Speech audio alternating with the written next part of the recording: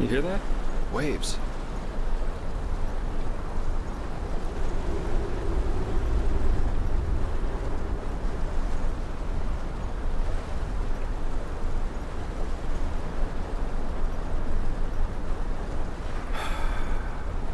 Nature takes back what belongs to her. Let's hope the tunnels of this undertrain aren't flooded too.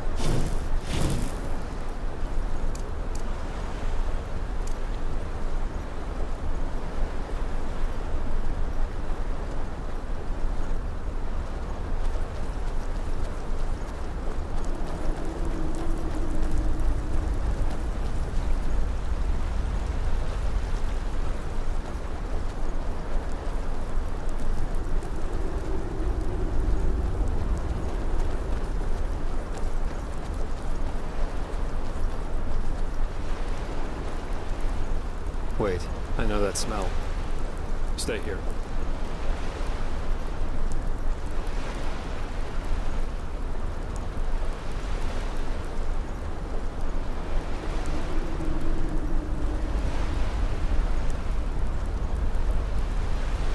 Where did we find Yarrow's wife?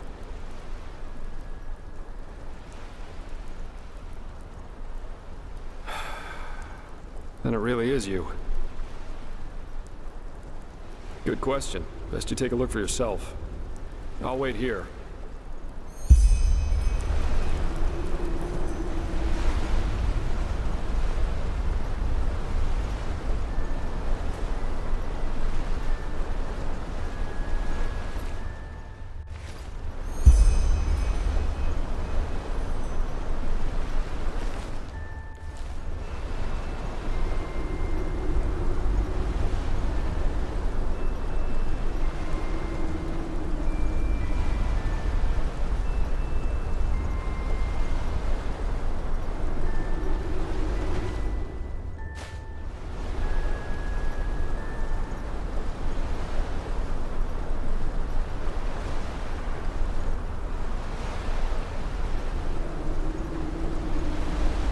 So, any explanations? It must be some kind of illusion. A mirage, created by this bloody temple. Or maybe even the High Ones. Yes, of course, that must be it. They're trying to confuse us. By the wise hermit, they'll do just about anything, won't they? This is just wrong. This is crazy. Ugh. Well, working with you is definitely an experience, to say the least. We should push on, find that stupid train. I just want to get out of this place as quickly as possible.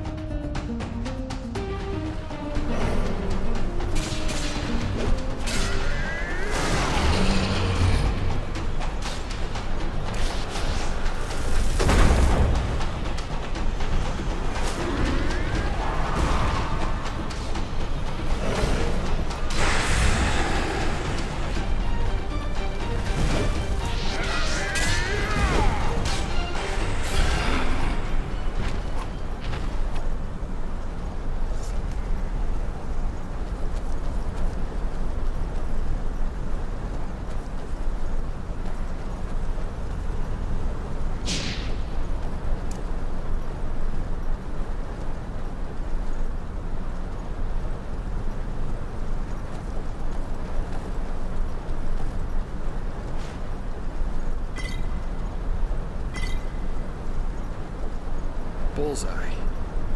Seems like the water spared the train. It's beautiful in a way, don't you think?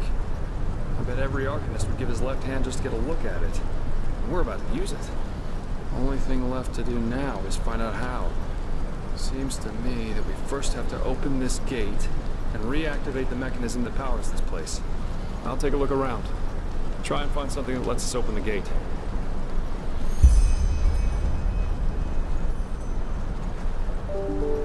This is great. Just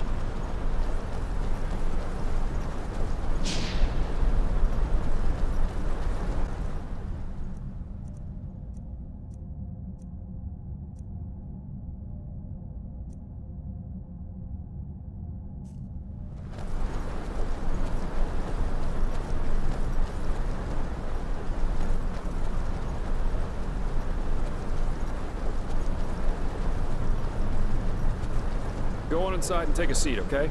I'll see if I can get the train running somehow. It can't be too hard.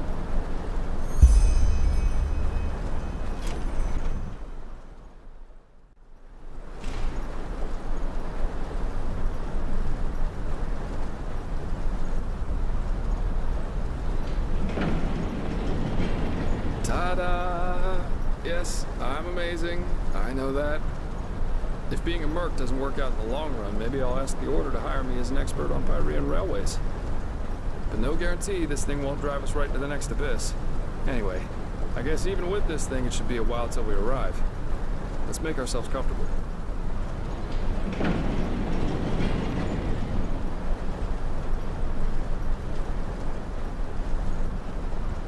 Sorry for the drama back there at the house. I guess I just didn't know what to make of the situation.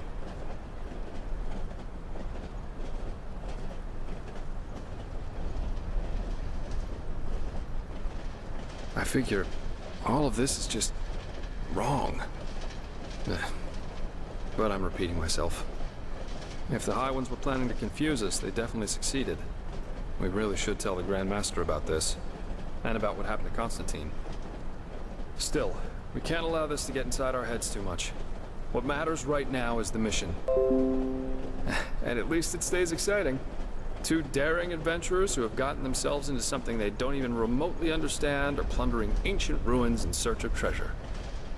Don't laugh, but this reminds me a little of my past, of my childhood.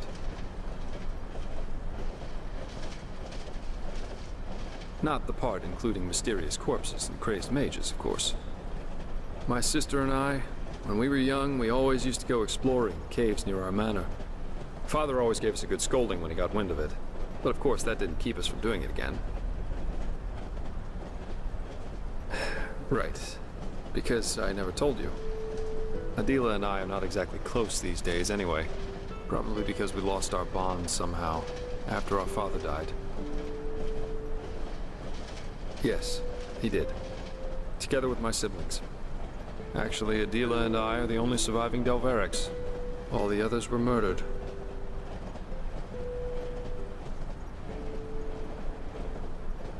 No need to be.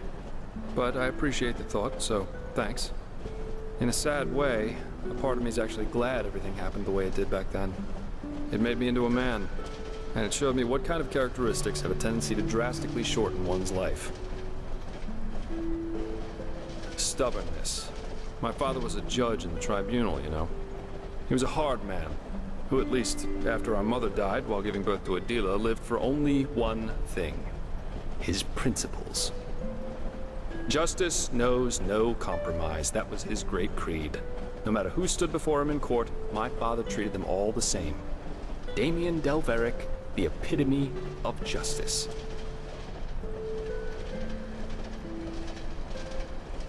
Yes, an extreme attitude for an extreme man. One day, the son of a highly regarded Archer Sublime stood before the 12 judges of the court. Valenzio Duran. He had murdered 2 whores, made them happy, as he called it, and it was obvious that he didn't feel so much as a hint of remorse. You know those kind of people, the ones who think that money and power entitle them to anything they want. Of course you can.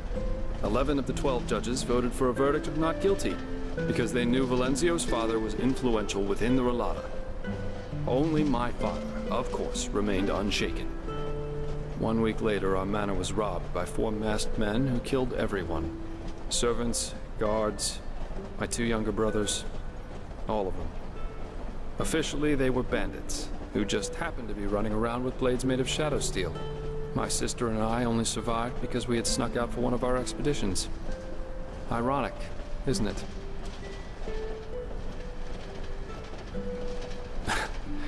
Horrible? None of this is horrible. It was the only logical consequence of my father's actions. And what good did it do in the end? None. As we speak, Valenzio's enjoying himself in some brothel, with 2 whores and a bowl of grapes. But you see, there's no point in being angry about this. And do you know why? Because this is just how the world works. There's no divine justice, no system through which it's decided who lives and who dies. There are decisions and there are consequences. That's it. This is also why there's absolutely no point in fighting for ideals, the greater good, or whatever else you want to call it. First of all, because no one will thank you for it, and second, because people are stupid. That's the one universal rule that there is to this world. No matter how much you try to accomplish something, in the end, stupid people will destroy all you've achieved with no more than a snap of their fingers. Fight for the moment, and the moment only. Because unlike everything else, you can be certain of its truth.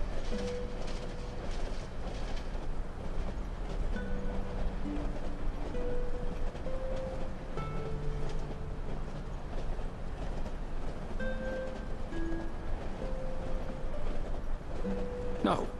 But if he had wanted Valenzio to die so badly, there would have been other ways. Poison, an accident, a hired killer. Just a hint of common sense. That's all he would have needed. But of course, none of that would have conformed to his sacred principles. Adila and I were still young when all this happened.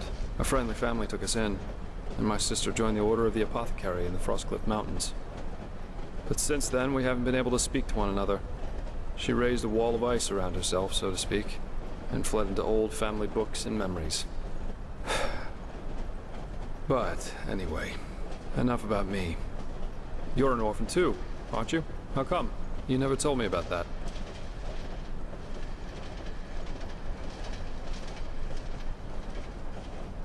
You told me that the Creator's temple in Ostian had something to do with it, but what exactly happened?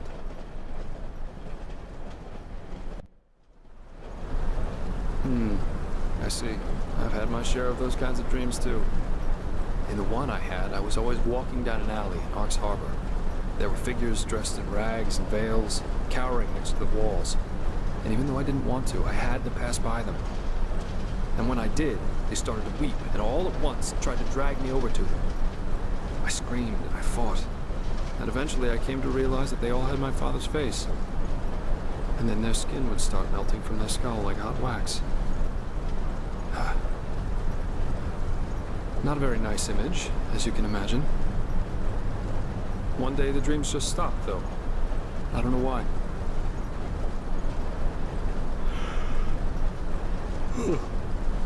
But anyway, enough of this gloomy talk for now. We should get some rest. We've still got a long ride ahead of us. Good night.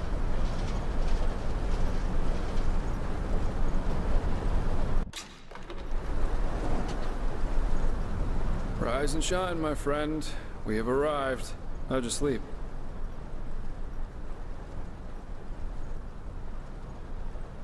I fell asleep too, but it must have been 7 or 8 hours at least. Very interesting machine, this Undertrain. Come on, let's take a look outside.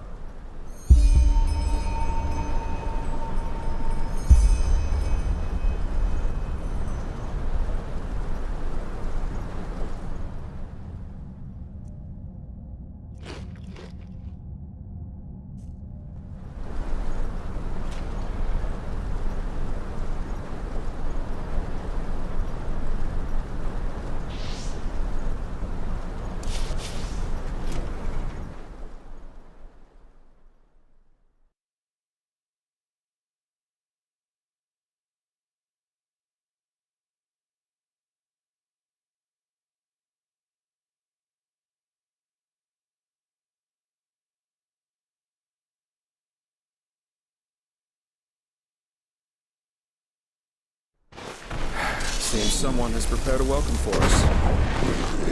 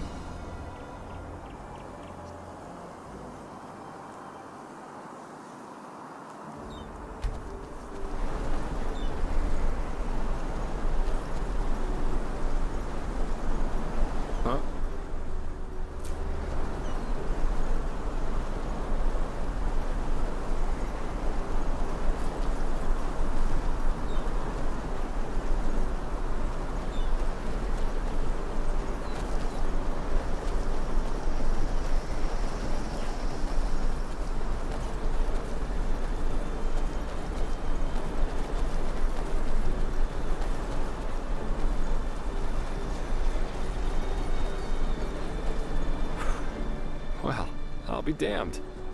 This is Half Moon Island. I can't believe it. And I guess that camp over there belongs to Terranor Korek. I suggest we split up. That way we'll still have a chance if they catch one of us. Here, this is your plate. I'll try going in from the east. You should go in from the west. And don't get caught, or try to play the hero, alright? Considering that we're up against an entire army, that's a bad idea, even for someone with your abilities.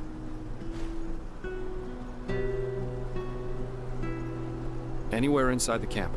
But of course an officer's tent, or maybe even Korek's, would be ideal. We'll meet again here by sunrise.